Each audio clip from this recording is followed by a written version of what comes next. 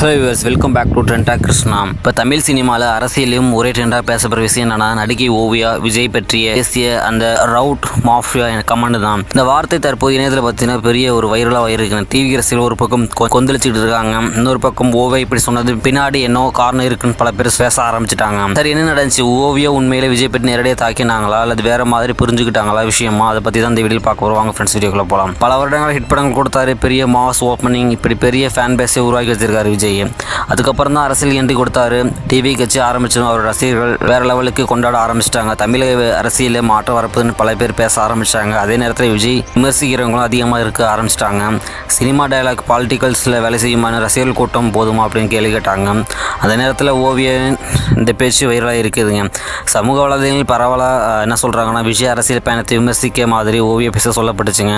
அதுவும் என்ன சொன்னாங்கன்னா, ரவுட் மாஃபியா அந்த வார்த்தை தான் இப்போ பெரிய ஒரு கான்ட்ரவர்சியாக மாறி இருக்குங்க. இதுக்கு பிறகு என்ன ஆகிட்டு தெரியுமா? ட்விட்டர், இன்ஸ்டாகிராம், யூடியூப் எல்லாத்துலேயும் பார்த்தீங்கன்னா ட்ரெண்டாக ஆரம்பிச்சிருச்சுங்க.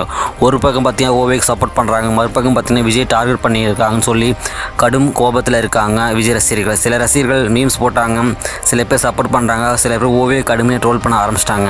இப்போ சமூக வலைதளம் என்னென்னா பார்த்தீங்கன்னா, ஒரு வார்த்தை சொன்னாலே சில நிமிஷங்கள் வைரலாகிருங்க. அதுவும் விஜய் மாதிரி ஒரு பெரிய ஸ்டாரை பற்றி பேசும்போது இன்னும் கொஞ்சம் ஹெவியாக வைரல் ஆரம்பிச்சிருச்சுங்க. சினிமா செலிபிரிட்டிக்கு அரசியலை பற்றி பேசுகிறது புதுசு கிடையாது. அதே மாதிரி அரசியலுக்கு வரும் நடிகர்களை விமர்சிப்பதும் புதுசு கிடையாதுங்க. ஆனால் விஜய் பேர் வந்தாலே ரசிகர்கள் எமோஷனல் ஆகிடுறாங்க. அதனால தான் விஷயம் பெரிய சர்ச்சையாக மாறி இருக்கு. இப்போ சில பாலிட்டிக்கல்ஸ் பேஜ் என்ன சொல்கிறாங்கன்னா, விஜய் அரசியல் வளர்ச்சி காரணமாக தான் அதிகரித்து, விஜய் அரசியல் வளர்ச்சி காரணமாக தான் இப்படி விமர்சனம் அதிகரிக்குன்னு சொல்கிறாங்க. இதெல்லாம் பப்ளிக்காக உருவாக்கப்பட்ட கான்ட்ரவர்சி சில பேர் சொல்லிட்டு இருக்காங்க. ஸோ எதுவாக இருந்தாலும் இந்த விஷயம் ஒரு தற்போது பார்த்தீங்கன்னா தமிழ் சோசியல் மீடியாவில் மிகப்பெரிய ட்ரெண்டிங் டாப்பிக்காக மாறி இருக்குங்க. மேலும் சில பேர் என்ன சொல்கிறாங்கன்னா, விஜய் இன்னும் முழுமையாக அரசியலுக்கு இறங்கவே இல்லை, அதுக்குள்ளே இவ்வளோ விமர்சனம் வந்துருச்சுன்னு சொல்ல ஆரம்பிச்சிட்டாங்க. விஜய் அரசியல் மட்டும் ஒரு விஷயத்தை தொடர்ந்து சொல்லிகிட்டே இருக்காங்க. எவ்வளோ விமர்சனம் வந்தாலும் தளபதி பாதையை மாற்ற மாட்டாருங்க. இன்னொரு பக்கம் ஓவிய ரசிகர்கள் சப்போர்ட் பண்ண ஆரம்பிச்சிட்டாங்க, அவருடைய கருத்தை சொல்ல உரிமைக்கு சொல்கிறாங்க.